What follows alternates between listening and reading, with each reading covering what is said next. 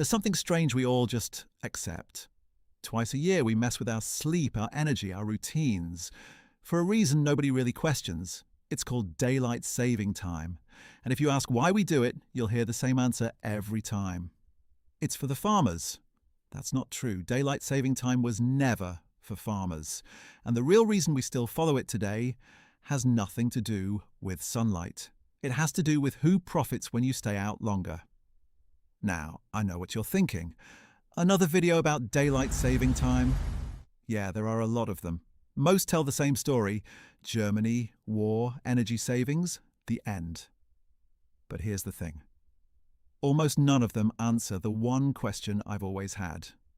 If everyone hates it, and it doesn't save energy, and farmers never wanted it, why are we still doing it? That's what this video is about. Not the history you've heard, but the part nobody talks about. For now, though, let's start where everyone starts, with the farmers. And why that story was never true. So for a moment, just think like a farmer. A farmer's day isn't ruled by a clock. It's ruled by the sun. Cows need to be milked at the same time every day relative to sunrise. Crops get harvested when the morning dew dries, not when the clock says 8. Now imagine the government takes your clock and moves it forward 1 hour in the spring. What actually happens to that farmer? The sun now rises 1 hour later on the clock. So now your day starts before the light does, which means for that first hour of the workday, you're sitting in the dark, waiting for light. And this isn't just theory. When the US first tried daylight saving time in 1919, farmers didn't celebrate it. They fought to get rid of it. The American Farm Bureau, the largest farming organization in the country, opposed it for decades. As one farmer put it, cows don't care what time it is, you see, because they're cows. So if farmers never wanted it, who did? The first person to propose DST wasn't a farmer. It was an eccentric New Zealand entomologist named George Hudson. He wanted more daylight after work to collect insects. That's the honest origin.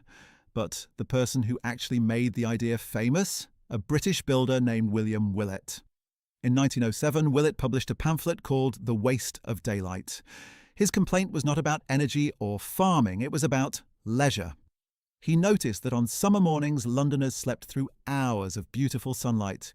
He wanted to shift that light to the evening so people could play golf, go shopping, enjoy themselves. Daylight saving time was invented so rich people could play more sports. But here's what nobody explains. Willett's idea went nowhere for 9 years. He wrote letters, gave speeches, lobbied Parliament. Nothing happened. Then World War I started. In 1916, Germany became the first country to adopt DST, not to help farmers, not for leisure, but to conserve coal for the war effort. Britain followed 2 weeks later. The US copied them in 1918. Daylight saving time was born from war, not agriculture. And after the war, most countries gave up on daylight saving time altogether, which meant the idea should have died right there. But then the lobbyists arrived. In the 1970s, America tried to make daylight saving time permanent. In 1974, President Nixon signed it into law. Year-round DST sounded good on paper. Within 2 months, parents were terrified. Kids were walking to school in the dark. Traffic accidents spiked. By fall, Congress gave up and repealed the whole thing. So here's the question.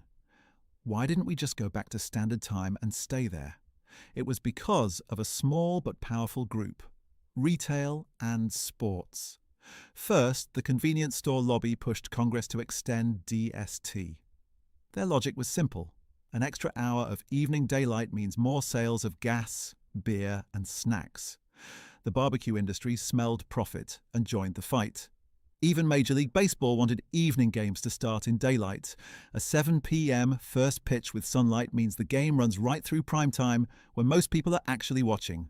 Then came 2005. Congress extended DST yet again, and the lead lobbyist this time, the Sporting Goods Manufacturers Association.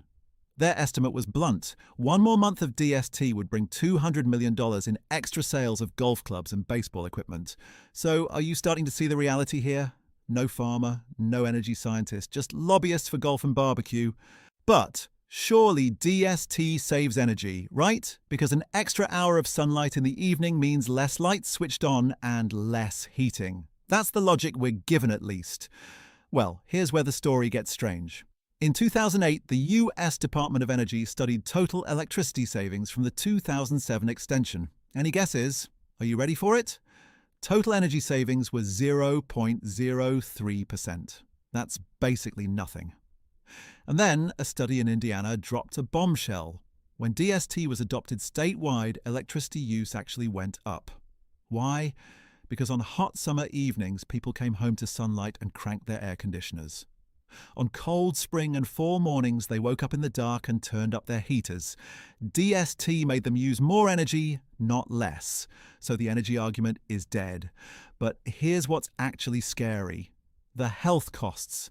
Every spring, when we lose that 1 hour of sleep, the effects ripple through our bodies.